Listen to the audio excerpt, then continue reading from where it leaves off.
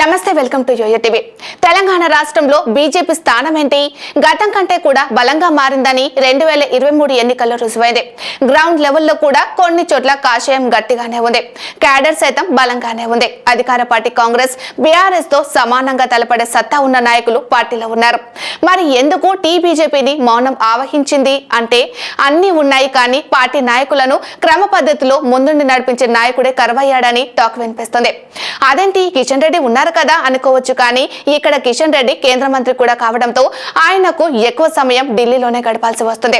అక్కడ మోడీ ఇచ్చిన టార్గెట్ ను ఫినిష్ చేస్తూ మంచి సక్సెస్ ని అందుకుంటున్నారు.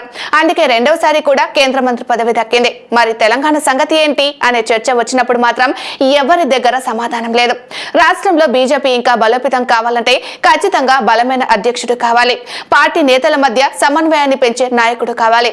అందుకే కాస్త లేట్ అయినా కూడా సమర్థుడిని చీఫ్ గా నియమించాలని హైకమాండ్ భావిస్తుంది.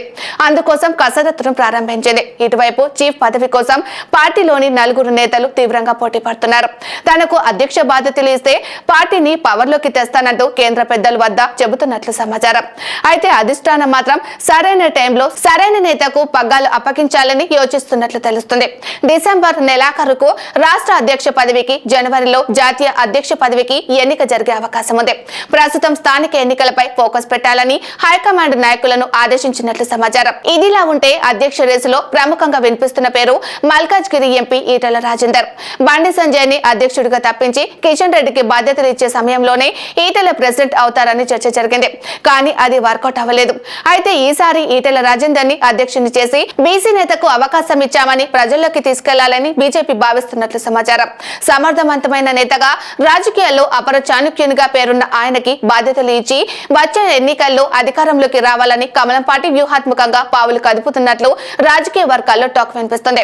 తెలంగాణలో అత్యధిక బీసీ జనాభా ఉండడంతో బీసీ కార్డు కలిసొచ్చే అంశమని, పార్టీని అధికారంలోకి తీసుకువచ్చే సత్తా ఈటెలకే ఉందన్న అభిప్రాయంలో ఢిల్లీ పెద్దలు ఉన్నట్లు సమాచారం. మరోవైపు రెండోసారి బండికి బాధ్యతలు ఇస్తారనే ప్రచారం కూడా జరుగుతుంది. ఎందుకంటే బండి సంజయ్ పార్టీని బలోపేతం చేయడంలో కీలక పాత్ర పోషించారు. అంతేకాకుండా తన దూకుడుతో బీఆర్ఎస్ కు చెమటలు పట్టించారు. పాదయాత్రలు చేస్తూ కరీంనగర్ లో బీజేపీని స్ట్రాంగ్ చేశారు. బండి సంజయ్ పై కూడా పాజిటివ్ గా ఉందట హైకమాండ్. ఇద్దరిలో ఎవరు అధ్యక్షుడు అయినా పార్టీకి లాభమే అని క్యాడర్ అంటున్నట్లు సమాచారం. చూడాలి మరి వీరిలో బీజేపీ బాస్ అయ్యే సత్తా ఎవరికి ఉందో.